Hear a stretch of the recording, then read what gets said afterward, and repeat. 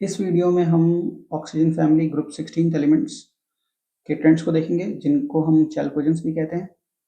और एलिमेंट्स हमारे पास oxygen, sulphur, selenium, tellurium, polonium और लिबरमोरियम है। लिबरमोरियम एक सिंथेटिक सुपर हेवी और रेडियो एक्टिव एलिमेंट है, इसलिए इसकी प्रॉपर्टीज नहीं पढ़ते हैं।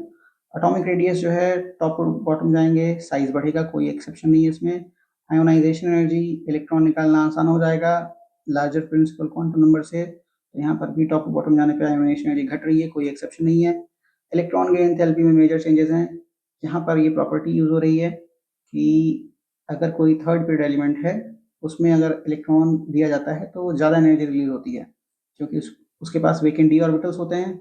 इसलिए सल्फर की जो इलेक्ट्रॉन गेन एंथैल्पी है नेगेटिव में ज़्यादा होगी, या कि इलेक्ट्रॉन एफिनिटी ज़्यादा होगी सल्फर की ऑक्सीजन से। तो सल्फर तो ऑक्सीजन से अधिक होगा, लेकिन यहाँ पर ध्यान देने वाली बात है कि ऑक्सीजन सबसे पीछे होता है। तो ऑक्सीजन सबसे पीछे है, सल्फर सबसे आगे है, और बीच में सेलेनियम, टेल्यूरियम और पोलोनियम है। तो ये बहुत ही इंपॉर्टेंट इलेक्ट्रॉन गेन एंथैल्पी का ऑर्डर है नेगेटिव में। इलेक्ट्रोनेगेटिविटी में कोई चेंजेस नहीं है, टॉप टू बॉटम जाने पर इलेक्ट्रोनेगेटिविटी घट रही है। मेल्टिंग पॉइंट, बॉइलिंग पॉइंट इस ग्रुप में काफ़ी आसान है, क्योंकि दोनों का ऑर्डर लगभग सेम है। तो अगर आप देखें तो O2, S8, Se8 और TeN लिखा हुआ है। तो यहाँ पर ऐसा ऑर्डर इसलिए आ रहा है क्योंकि ऑक्सीजन जो एक गैस है, जो कि डायटॉमिक है, सल्फर और सेलेनियम जो हैं वो ऑक्टाटॉमिक हैं, 8 है इसकी एटॉमिसिटी, और टेल्यूरियम जो है वो पॉलीएटॉमिक है। इसलिए टेल्यूरियम का मेल्टिंग और बॉइलिंग पॉइंट सबसे मैक्सिमम है।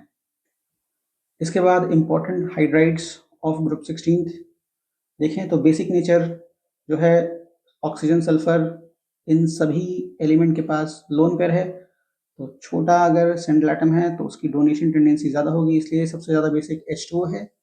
और टॉप टू बॉटम जाने पे बेसिक नेचर जो है वो घट रहा है। एसिडिक नेचर और बेसिक नेचर रिवर्स होते हैं, तो हम देख सकते हैं कि एसिडिक नेचर बढ़ रहा है। थर्मल स्टेबिलिटी का मतलब होता है कि किसी भी सब्सटेंस को हम हीट करते हैं और वो उस हीट को कैसे रेजिस्ट कर पाए और वो ना टूटे। तो हमें पता है वो मुश्किल से टूटेगा जिसका बॉन्ड एसोसिएशन एनर्जी ज़्यादा होगा। तो हमें पता है ऑक्सीजन और हाइड्रोजन का जो बॉन्ड है वो मजबूत होगा, क्योंकि ऑक्सीजन एक छोटा एटम है और छोटे एटम के बीच में बॉन्ड मजबूत बनता है। तो H2O की थर्मल स्टेबिलिटी सबसे अधिक होगी, और टॉप टू बॉटम जाने पे बॉन्ड एनर्जी घट रही है तो थर्मल स्टेबिलिटी भी घटेगी। ये आसानी से हीट करने पर टूट जाएगा जो नीचे वाले हैं। रिड्यूसिंग कैरेक्टर सिमिलर लॉजिक है कि वो अच्छा रिड्यूसिंग एजेंट होगा जो अपने से H रेडिकल डोनेट कर देगा। तो H रेडिकल जो डोनेट करेगा वो एक बड़ा एटम होगा, क्योंकि बॉन्ड एसोसिएशन एनर्जी उसकी कम होगी। तो reducing character top to bottom जाने पे बढ़ रहा है। बॉन्ड एंगल हाइड्राइड्स हैं, और बॉन्ड एंगल सेंट्रल एटम का अगर साइज बढ़ेगा तो बॉन्ड एंगल घटेगा। तो टॉप टू बॉटम जाने पे बॉन्ड एंगल घट रहा है। बॉइलिंग पॉइंट और मेल्टिंग पॉइंट में यहाँ पे कोई मेजर चेंजेस नहीं है, जो लॉजिक हम लगाएंगे वो लग जाएगा, क्योंकि H2O में हाइड्रोजन बॉन्डिंग होती है, इसलिए इसका मेल्टिंग पॉइंट और बॉइलिंग पॉइंट ज़्यादा है। ध्यान रहे ग्रुप 15 में जो बॉइलिंग पॉइंट है उसमें चेंजेस थे।